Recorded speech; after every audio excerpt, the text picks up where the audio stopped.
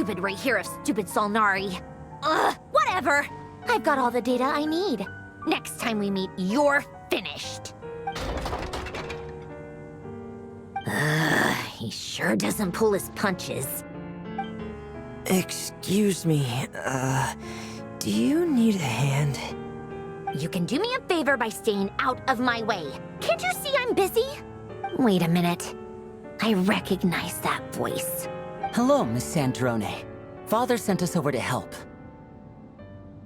Huh. How considerate of her. Hey, Fremine, get over here and help me fix this. Lenny, you do your thing. Just keep your sister away from my machines. Nearly every machine that cat girl touches ends up going haywire. Go put her on cleaning duty or something.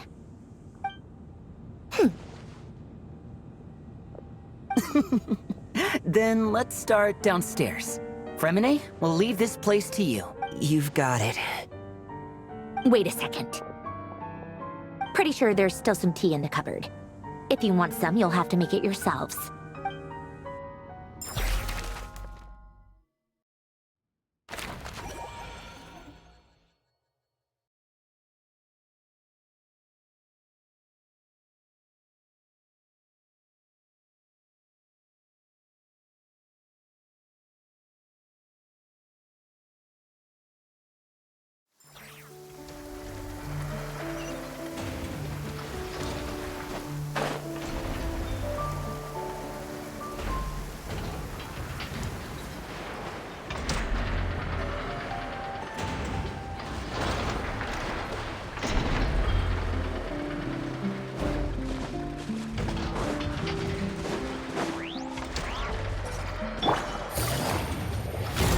Take it easy. Ha, take it easy. Ha. Ha.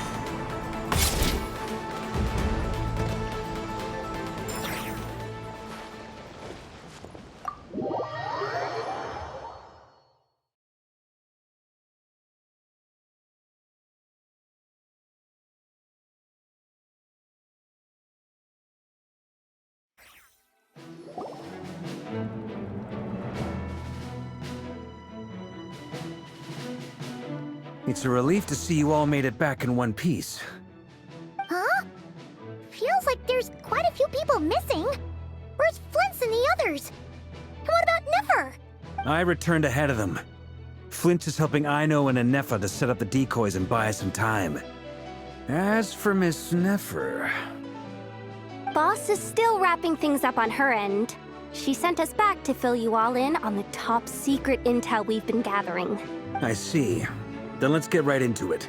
But first, who do we have here? You brought someone else in to help? Greetings. I was invited here to help as a longtime Tea Party companion of Columbina's. You may call me Arlecchino. Surely it can't be. Those eyes. Oh, where have I seen them before? Wait, of course. In those memories we just saw. The only Arlecchino I know is the fourth of the Fatui Harbingers. So either you share a pretty uncommon name, or you're more than just a Tea Party buddy. You're well informed, Grandmaster. A man from Mondstadt living all the way out here in Nodcry, and yet the people and affairs of Snezhnaya seem to hold a special place in your heart. Oh, the feeling's mutual. Sounds like you know all about who I am, too. A Fatui Harbinger. The atmosphere in here just got really tense. Guess we can't just start trusting Fatui Harbingers, even at a time like this. I must admit, though, I'm a little curious.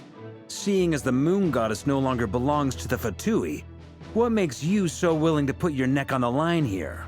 Nor does Nodcry belong to Mondstadt, Mr. Varka. Yet still, you're fighting for it all the same. Things don't always have to have a tangible payoff. Sometimes, stopping things from spiraling out of control is a higher priority than chasing the spoils of victory. Of course, I can't say there's nothing in it for me at all. But that's between Columbina and myself. Forgive me. I don't mean to doubt you. It's just that the Fatui really have been the source of many of our troubles. We have our own way of doing things here in Nodcry.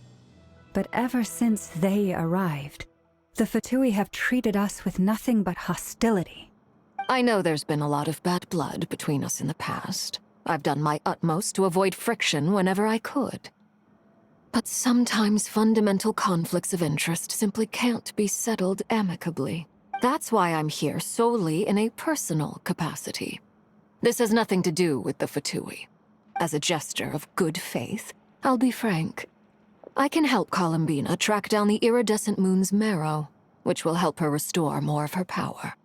Anyway, what else is on the agenda? Let's begin. She says she'll be frank, then completely skips over the details. Looks like she doesn't want to give away too many secrets after all. But she clearly wants to change the subject. It'd be awkward if I tried to bring it up again now. I guess we'll just have to go along with it. She's the fourth of the Fatui Harbingers after all. One look and you can tell she's not someone you'd want to mess with.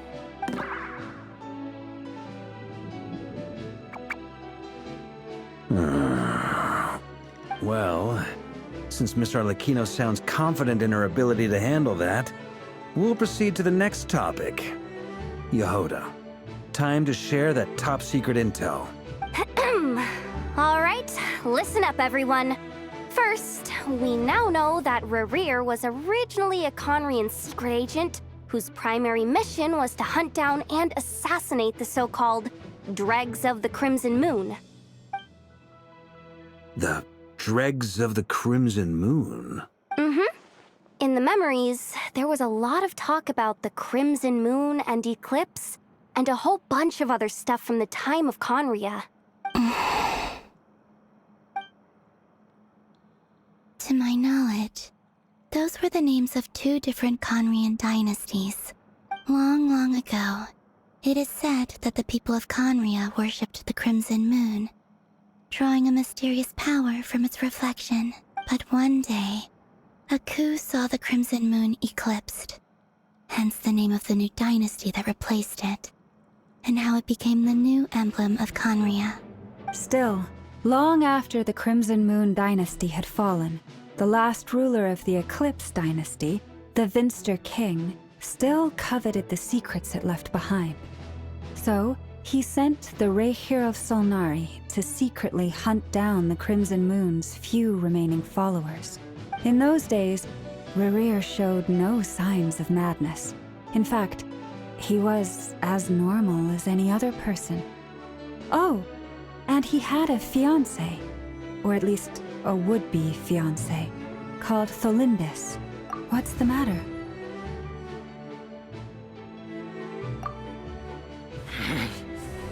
Furfnir, Vrindaughter,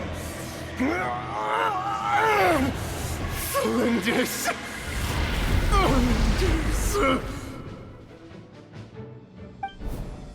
Interesting. Anything else? What about this would-be fiancé of his? Do we know anything about her? Well, she was a researcher at the Universitas Magistrorum, but it felt like she was hiding some kind of secret. Oh, and one more thing. For some reason, Rerir's fragment also contains some of Tholindis' memories, though only a very small portion. Well, no shortage of potential leads, I'll give you that. In any case, it sounds like we can conclude that while Tholindis was still around, Rerir appeared to be lucid and quite normal. Tholindis, it seems, must have been the one thing in this world that he couldn't let go of. Tell me, though, were these pure-blood Conrians we're talking about here? Why do you need to know that? Hold on. If she was a pure-blood Conrian...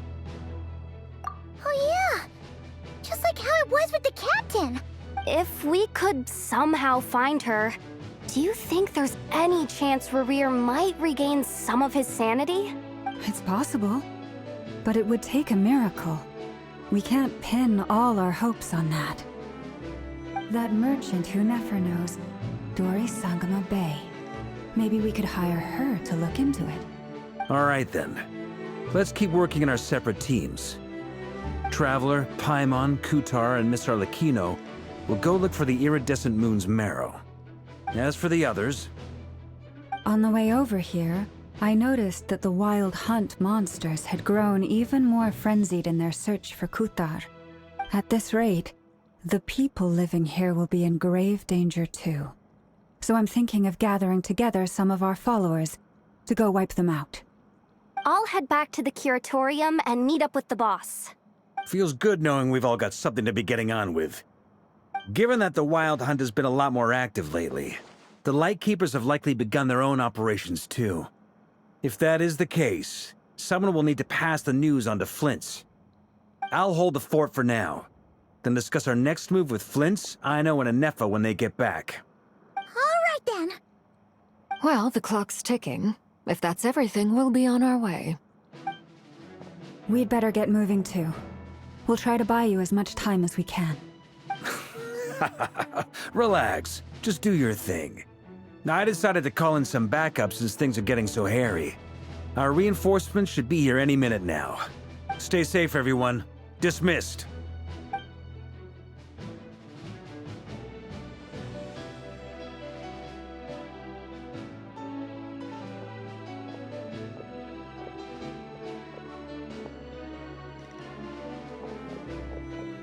We're back. Did we get here a little early? Or a little late? A tad late. The others have already set off. To summarize, our resident moon goddess has found us a new ally, and Boss Nefer has uncovered some promising info. Everything going smoothly on your end? Not great. I don't know how long we can stall them for. The decoys are getting taken out way faster than we imagined. I'm gonna make some more later, but I need a timeout first. I'm so tired right now. Oh, right!